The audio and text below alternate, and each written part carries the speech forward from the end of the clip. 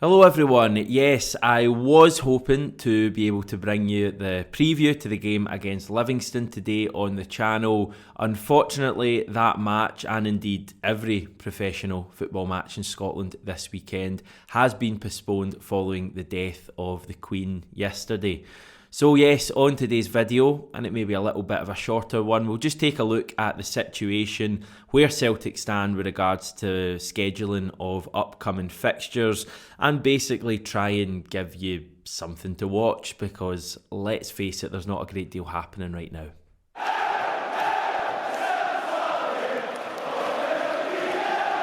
So yes, first thing to do is just to reiterate that tomorrow's match against Livingston isn't happening, and that feels very kind of March 2020 when I say that. In fact, this whole thing feels very March 2020 with football stopped.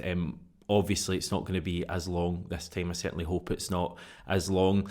It's frustrating for us as fans. I dare say Ange Postecoglou and the players will be frustrated at not getting to play this weekend and get that Real Madrid defeat out of our system, but we really have no option but to, I was going to say to get on with it, but to not get on with it and basically spend the weekend watching Netflix or whatever, or maybe rewatching the Derby victory over Rangers about 100 times.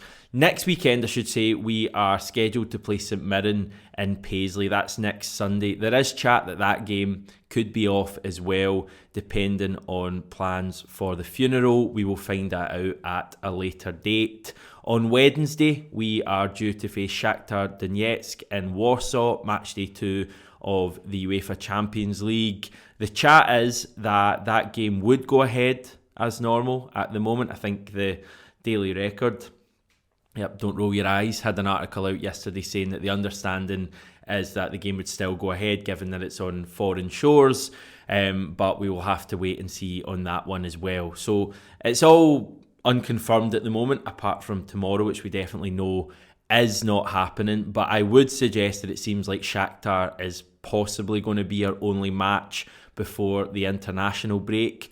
That would mean that we'd have 2 more matches to fit in. That would be the game against Livingston and the game away to St Mirren. There are no more free midweeks between now and the start of the World Cup. We are just stacked midweek weekend all the way through. It's actually still busy when we return from the World Cup in late December as well. We'll have the Scottish Cup coming into play. We'll have potentially a semi-final and maybe even a final of the League Cup. And if we finish third or better in our Champions League group, we'll also have at least 2 more European matches to contend with as well. So there's a lot happening, and fitting it all in is going to be a bit of an issue. But from my experience, it may be very manic, but we'll probably find a way to do it. And in a strange way, given how strong Celtic's squad is in comparison to the rest of the league, it may not even be a horrendous thing for us, but obviously I'd much rather we were playing this weekend. So yeah, we'll just have to fire through the next few days or so with no Celtic.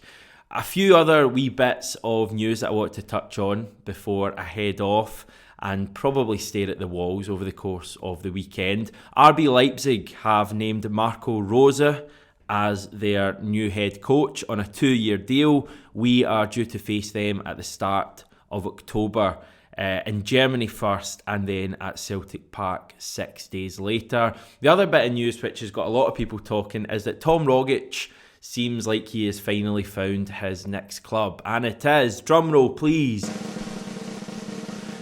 West Bromwich Albion. So yeah, a little bit of an anti-climax there. I am just pleased to read that he's found a new club and is going to be playing football again. I think people kind of know there's something going on with him at the moment. I don't know what it is. I obviously wouldn't like to speculate either, but it's just good to see him getting back on with his career, because there was all sorts of chat about him potentially retiring, and that just wouldn't have been the kind of end that he deserves. So yeah, it's West Brom. He could probably have found an even better club, but if he plays like we know Tom Rogic can, I think he will be playing in the Premier League or another major European league at some stage in the near future. So good to see Tom Rogic back. And yeah, we're going to call it there. Very, very pandemic-y vibe to this whole video and this whole feeling at the moment. But thankfully it does seem like at the very least Celtic are going to be back on Wednesday night in a pretty big Champions League match against Shakhtar Donetsk. So we will have that to look forward to. We did an insight interview on Oliver Abildgaard yesterday. Obviously a lot going on yesterday, you may well have missed it, so I will link that above or there, and you can check that out this weekend as well.